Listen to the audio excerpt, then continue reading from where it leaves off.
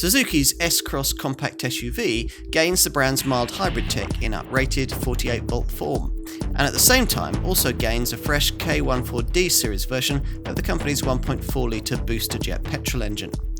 The Electrification claims to deliver a 20% running cost improvement, but otherwise, the S-Cross recipe is much as before. So there's plenty of space for a crossover of this size, lots of kit for the money, and, unusually in this class, the option of a proper lockable four-wheel drive system in the top version.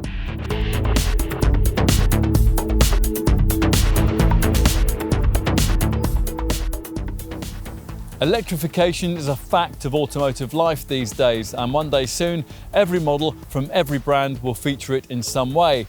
For the moment though, only one manufacturer has applied electrified power to every car in its lineup, and its identity might surprise you: Suzuki. Now this sounds all very forward thinking, but first you need to appreciate a few caveats. We're not talking about full electric or plug-in models here. Hybrid in this case means what other brands call mild hybrid technology. With this, unlike with those other forms of electrification, the car can't ever run on electric power alone at normal driving speeds, but harvested electrical energy can be used to marginally improve efficiency. Now, the brand introduced this tech in 12-volt form back in 2016 with its little Swift and Ignis models. Now it's uprated the system to 48-volt status and fitted it to its slightly larger cars, including the S-Cross compact SUV, which is our subject here.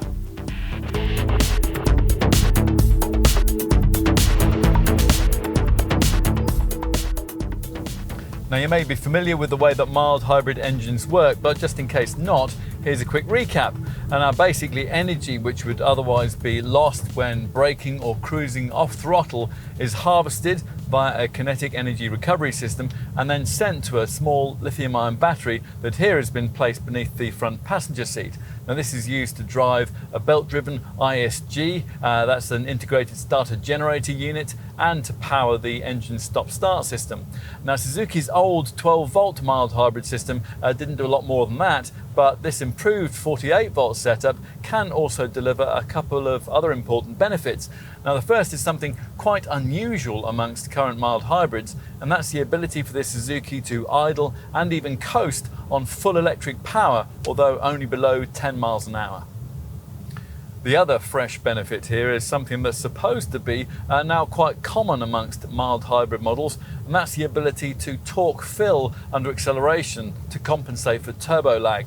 That's just as well because this S-Cross Hybrid's new K14D series 1.4-litre Boosterjet petrol engine has less power than the unit of the same size that it replaces, 127 bhp instead of 138, plus the car's electrified tech adds 65 kilos of extra weight in the case of the all-grip four-wheel drive version. But there's now more torque. It's up from 230 to 235 newton meters. The 62 miles an hour sprint takes 10.2 seconds en route to 118 miles an hour.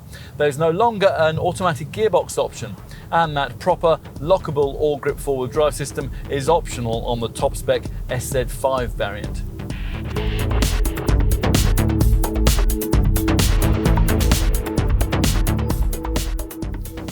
There are no visual changes with this S-Cross model switch to hybrid power. It's been on sale since the end of 2013, and the version that we have now is the model that was facelifted at the end of 2016.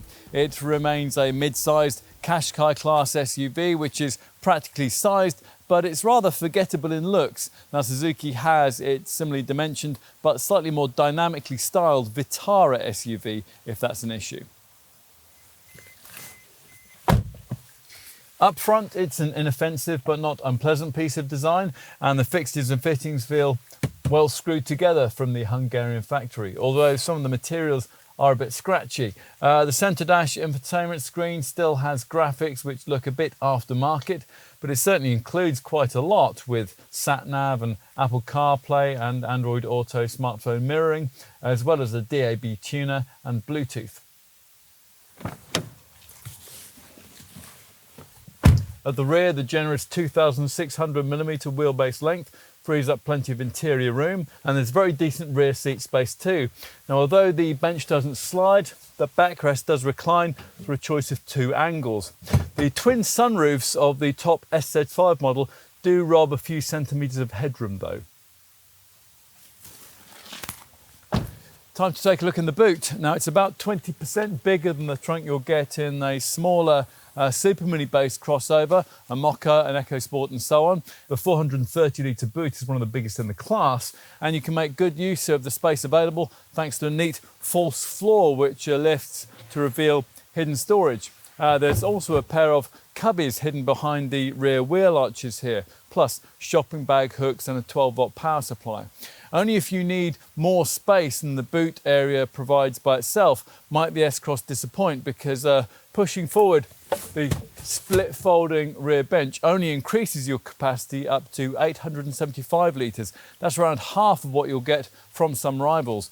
It does help though that if you position the false boot floor properly, you can get a totally flat load bay. As mentioned previously, there's no facility to slide the rear bench backwards and forwards to increase the basic boot space, but as we just mentioned, the backrest here does recline. Now, if you were to put it into an uncomfortably vertical position, then Suzuki says you get an extra 10 litres of trunk capacity.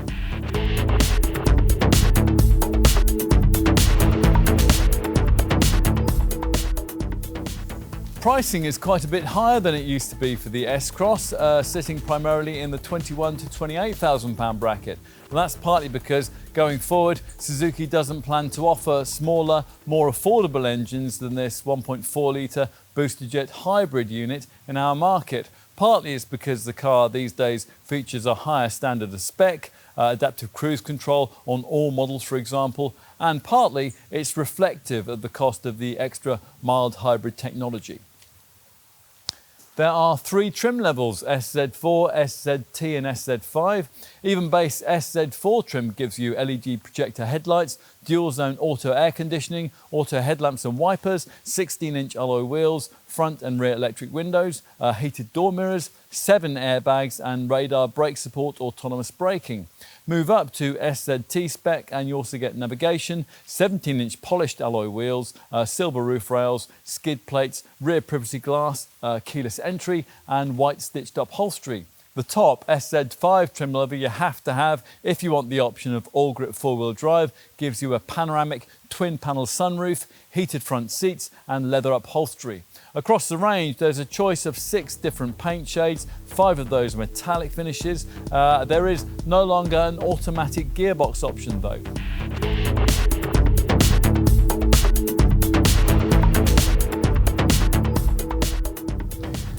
Suzuki reckons that the 48-volt mild hybrid tech has delivered improvements in fuel economy and emissions of up to 20%, although because of the switch from NEDC to WLTP cycle ratings, it's difficult to verify that claim with any real accuracy. The WLTP figures show a front-driven version of this model managing 50.1 mpg and 127 grams per kilometre on the combined cycle, while the all-grip four-wheel drive version delivers 45.7 mpg and 139 grams per kilometre. It helps that this remains one of the lightest cars in the crossover class. Even the all-grip variant weighs in at only 1,220 kilos. This car's insurance group is 25D or 26D for the SZ5 manual. Its BIK tax band is rated at 30% or 32% for the all-grip variant.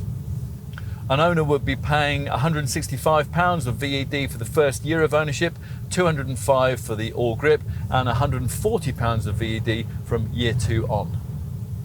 As with all Suzukis, this one is covered by a 3-year 60,000 mile warranty plus a year of AA Suzuki assistance, providing 24-hour UK and European roadside assistance, recovery and associated services. There's also a 12-year perforation warranty.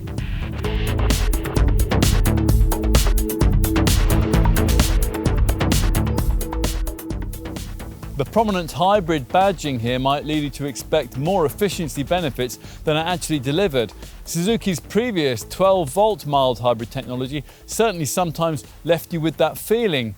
This S-Cross model's 48-volt mild hybrid setup, though, is an improvement on the previous SHVS system, but its everyday effect on running costs, although welcome, will still be somewhat marginal. But every little helps, and the 48-volt tech is certainly a step forward in the way it better assists with pulling power and allows for fully electrified progress below 10 miles an hour. Now, whether that will be enough to make customers interested in the S-Cross who weren't before is more debatable, but it gives this car an extra selling point, and that is never a bad thing.